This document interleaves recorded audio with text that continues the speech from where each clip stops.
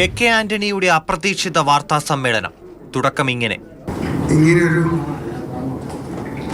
കൂടിക്കാഴ്ച ഞാൻ ഇപ്പോൾ ഉണ്ടാകുന്ന പ്രതീക്ഷിച്ചല്ല. ആവശ്യം വന്നാൽ ജീവിച്ചിരുന്നാൽ അടുത്ത അസംബ്ലി കഴിഞ്ഞിട്ട് ഇലക്ഷൻ കഴിച്ച് മറുപടി പറയണമെന്ന് ആഗ്രഹിച്ചിരുന്നതാണ്.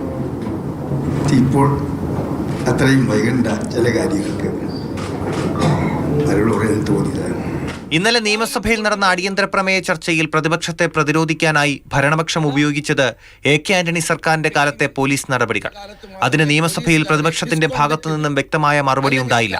ഇതോടെയാണ് 85-ാം വയസ്സിലും സ്വയം പ്രതിരോധവുമായി AK ആന്റണി എത്തിയത്. 21 വർഷം മുമ്പ് കേരള രാഷ്ട്രീയം വിട്ടിട്ടും തന്നെ ഇപ്പോഴും വേട്ടയാടുന്നുവെന്ന പരിഭവം. ഭരണപക്ഷത്തിന്റെ വിമർശനത്തിന് ശിവഗിരിയിൽ നടന്നത് ആന്റണി വിശദീകരിച്ചു. ശിവഗിരിയിൽ പോലീസ് നടത്തിയ നരവേട്ട അന്നത്തെ മുഖ്യമന്ത്രി ശ്രീ AK ആന്റണി ന്യായീകരിച്ചില്ലേ? ശിവഗിരിയിലെ സ്വാമിമാർ രണ്ട് ചേരിയായി തിരിച്ച് ഒരു വിഭാഗത്തിന് ഭൂരിപക്ഷം കിട്ടിയപ്പോൾ ജയിച്ചവർ കോടതിയെ സമീപിച്ചപ്പോൾ അവസാനം ഗവൺമെന്റിനെ കോടതി ഡയറക്ഷനായി വന്നപ്പോഴാണ് നിയമവാഴ്ച നടപ്പാക്കാൻ ബാധ്യതയുള്ള ഗവൺമെന്റ് പോലീസോട് ഇടപെട്ടത്. നിയമസഭയിൽ ഉന്നയിച്ച മുത്തങ്ങ വിഷയത്തിലും സ്വയം പ്രതിരോധം.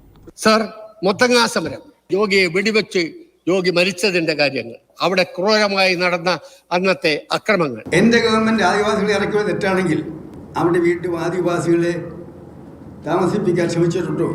ഒപ്പം മുഖ്യമന്ത്രിയോടുള്ള വെല്ലുവിളി. നയനാർ നിയമിച്ച ഭാസ്കരൻ നമ്പ്യാർ കമ്മീഷന്റെ റിപ്പോർട്ട് പുറത്തുവിടണം.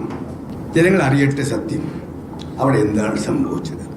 എൻ്റെ കാലത്ത് ഉണ്ടായ CBI എൻക്വയറി, അന്ന് വാജ്പേയിയുടെ ഗവൺമെന്റാണ് കേന്ദ്ര ഗവൺമെന്റ്. ആ CBI എൻക്വയറിയുടെ വിശദാംശങ്ങൾ ജനസമക്ഷം നൽകണമെന്ന്. ഇത് രണ്ടു മാത്രമാണ് എൻ്റെ അഭ്യർത്ഥന. ഈ രണ്ടു വിഷയങ്ങളിലും കോൺഗ്രസ് പ്രതിരോധം തീർത്തില്ലെന്ന വികാരം മനസ്സിൽ വെച്ചായിരുന്നു വിശദീകരണങ്ങളെന്ന് വ്യക്തം. ചില അപ്രിയ സത്യങ്ങൾ പിന്നീട് പറയുമെന്ന് പറഞ്ഞ് വാർത്താസമ്മേളനം അവസാനിപ്പിച്ചു. രാഹുൽ മാങ്കൂട്ട വിവാദം അടക്കമുള്ള വിഷയങ്ങളിൽ പ്രതിരോധിക്കാൻ ആന്റണി തയ്യാറായതുമില്ല. മാതൃഭൂമി ന്യൂസ്, തിരുവനന്തപുരം.